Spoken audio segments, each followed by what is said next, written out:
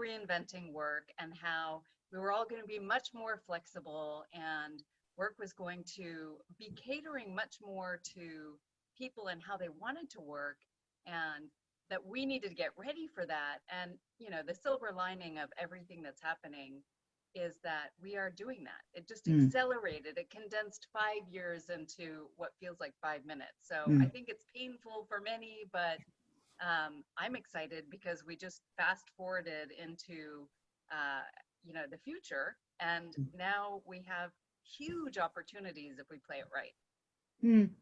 I agree with you. It's incredibly painful, and it's very hard for people to be able to see the upside of it. And it's clear people have to really advance themselves as quickly. And right now, people have to understand where they are.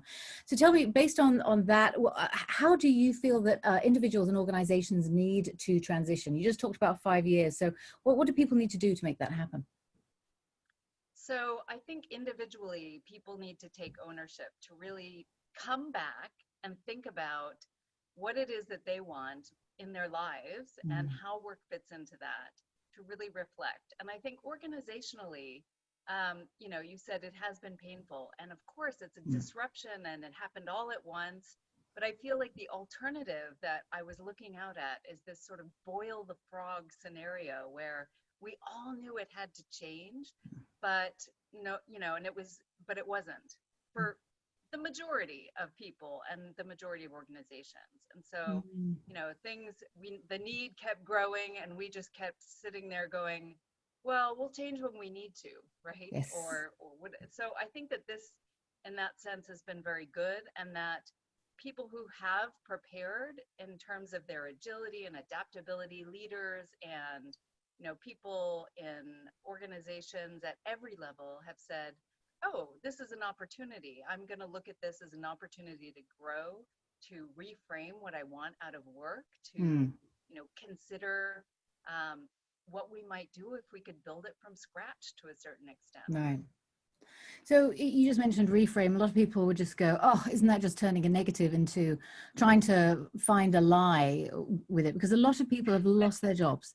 So, you and I are in a really great situation whereby we're helping everyone move forward in that way. But how would you, for people that are out of work, or they're working 100-hour days to try and keep their business afloat or to try and pivot, what would you recommend? How can they reinvent?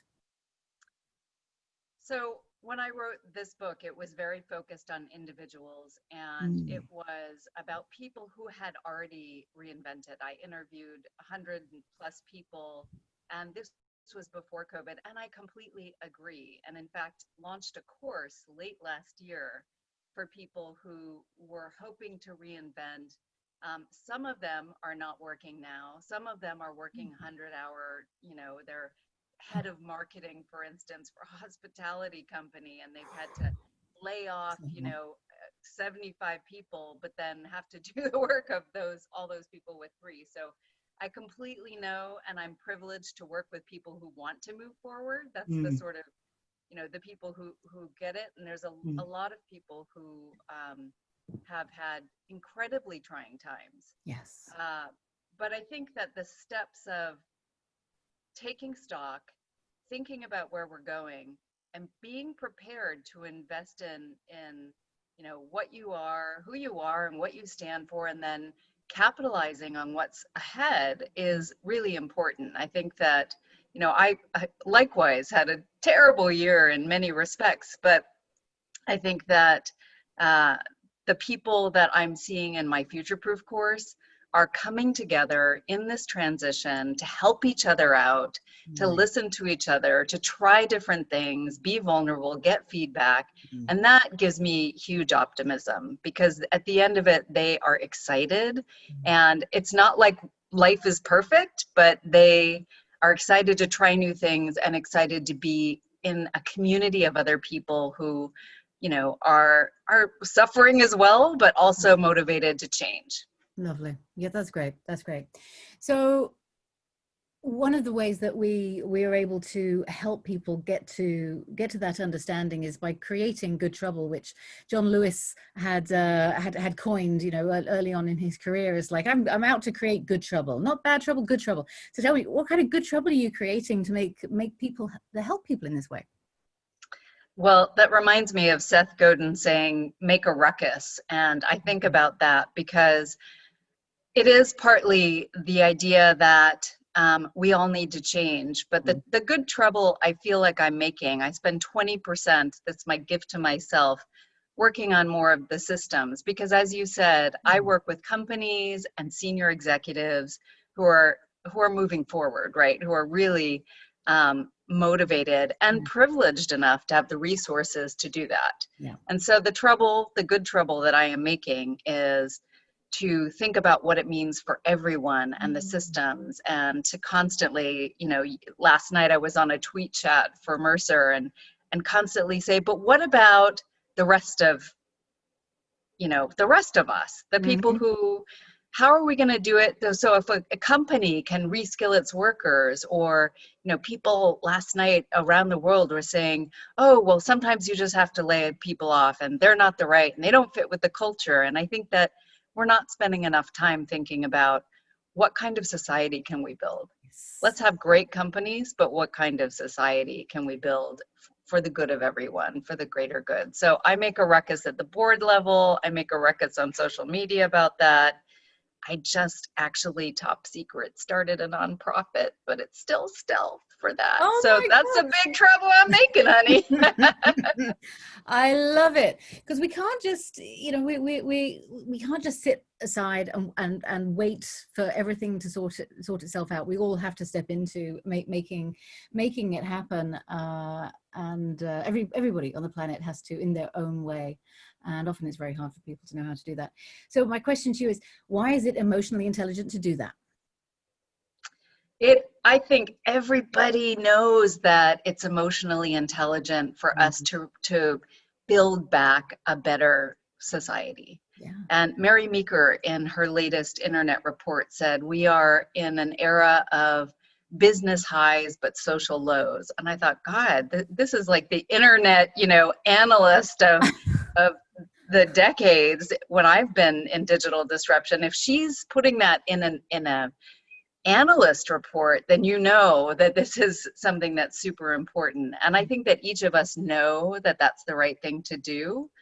And now for me, the good trouble I make is to constantly plant that seed when I'm talking to people that have the power to do things. And I think everybody has the power to do things. And that's what my nonprofit is also focused on, is giving that power to people that are in the next generation that feel like they don't have it, to take agency over their own destiny and their own careers and life. So how could that not be emotionally intelligent? I think we focus on emotional intelligence of like, it's just my emotional intelligence, but there's a collective emotional intelligence that perhaps we need to work on.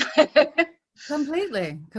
I'm writing an article at the moment, and I'm hoping to submit it to an outlet in about a week, because I'm going through that process myself, which is that there is the collective, and actually we're all saying the same things, but there people are fighting. There's so much infighting when it's just like, look, you know, you have your own definitions. We're all moving towards the same thing. Just get on with it, rather than, you know, continue fighting. So thank you for that. Last question is, what one step can our viewers take to evolve into our new world? To start a practice of reflection on their careers. And the super actionable takeaway is to start a career log.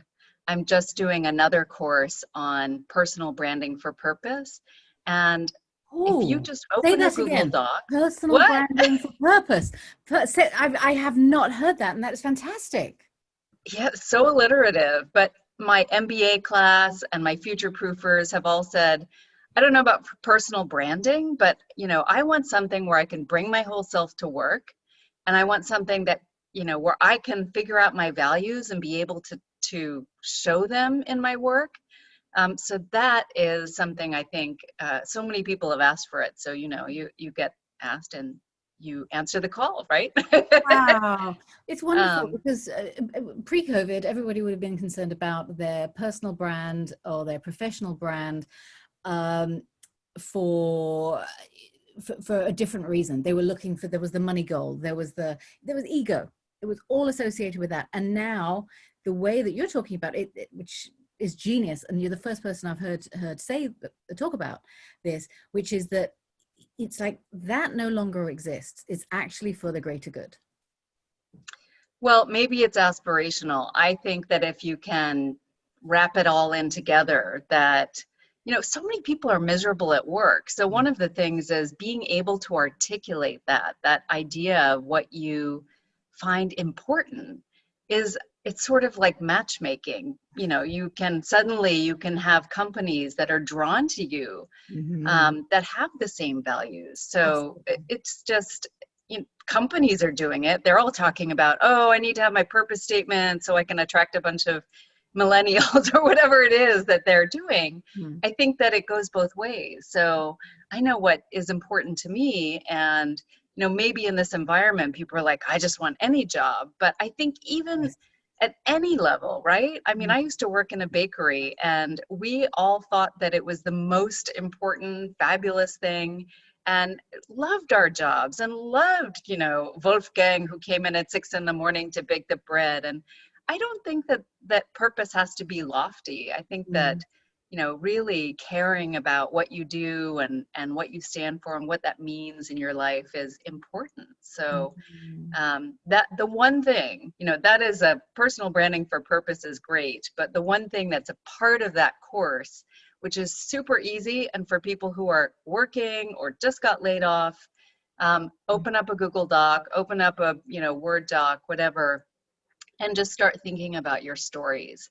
Think about the things that are important to you and find a story in your career or in your volunteering or whatever that tells the story of that value, and Mm. just have it forever, right? So I think that I have a Google Doc, and maybe it's not on my resume, but the time that I worked for Henry Kissinger and, updated us from typewriters is part of my innovation story. So even something like that, and I just have the story log from my Mm. career. I Mm. think that is one thing that people can do right now. It's easy. You start a Google Doc and you start thinking about the stories of your career that you can Mm. tell. Mm. That's wonderful. I really appreciate that, the specific and easy way to start that developing your persona, because right now, as we know, it's a very depressing state. Even people who are doing exceptionally well, they're impacted. So it's a universal, global phenomenon right now. Funk. Yeah, I called it a fug earlier. And it's like, there's this fug, this deep fug. And what can you do to get out of that? And it's to remind yourself, what are those values? What is it? And then to be able to say, okay, this is what I stand for, so that you're able to do it and be it in the best possible way, which, sounds a little bit too aspirational. But if you're able to think, okay, well, what does that mean? And how am I able to move forward? It's going to be a lot more inspirational for yourself than not. Absolutely. And that you just described what I do, for a living basically, is taking that big idea and breaking it into tiny little chunks that people can do so that they can be future proof, so that they can feel ready. And a huge part of that is finding other people. So even our future proof checklist, it's like, who are your 3 a.m. friends? Who are the people who are going to resource you? Right. Who are the people that you're going to celebrate with? Are you clear on where your industry's heading? What if you don't have your job tomorrow? All those Mm. things. So Mm. I think it's really important, and I'd love to impact, a million people and make them feel more excited about the future. Mm. Hell yeah. How can people access your book? And is your checklist available online, or is it in the book? Yes, absolutely. You can find me at my website, www.dianawudavid, DIANAWUDAVID. And the checklist is on the front page of that Woo! website, and I can send Excellent. you a special link for this the Get Stoked people. And my book is on Amazon, Future Proof Reinventing Work in the Age of Acceleration. So I love to connect with people, and I'm on LinkedIn quite a bit. So Diana Wu David, everywhere. Excellent. Love to connect with people. So we're broadcasting on Saturday. This is your weekend homework, everyone. Get yourself feeling like you are future-proof. Go forth and get it. Diana, thank you so much for your time. It's been absolutely fantastic having you here. Thank you, Caroline. Really great to speak to you. Thank you. Take care.